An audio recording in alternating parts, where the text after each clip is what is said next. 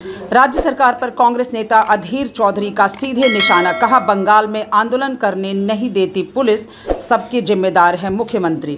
যে নির্দেশে কোনো আন্দোলন করতে দেওয়া হয় না, তাই চাকরিহারা শিক্ষক শিক্ষিকাদের আজকে মধ্যযুগীয় বর্বরতার শিকার হতে হচ্ছে।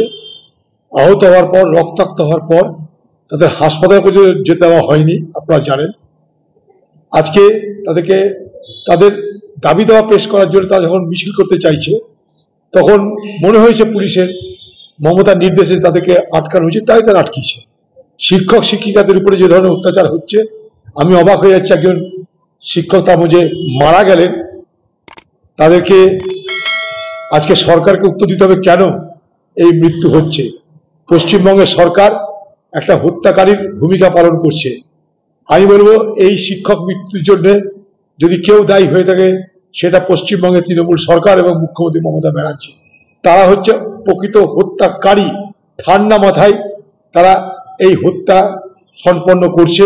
জানি না আরো কত শিক্ষক শিক্ষিকার এইভাবে মৃত্যুবরণ করতে হবে। আমি খুব চিন্তিত, খুবই উদ্বিগ্ন। অথচ পশ্চিমবঙ্গ সরকার নিরুত্তাপ, তাদের দেখে মনে হচ্ছে কিছু যায় আসে না। তারা অনুভূতিহীন, তাদের অনুভূতির কোনো চিহ্ন নেই। তারা আজকে এক নির্মমতার চূড়ান্ত নিদর্শন স্থাপন করছে এই বাংলার বুকে। दिन भर की ताज़ा तरीन खबरों और ब्रेकिंग न्यूज के लिए बने रहिए स्पष्टता न्यूज के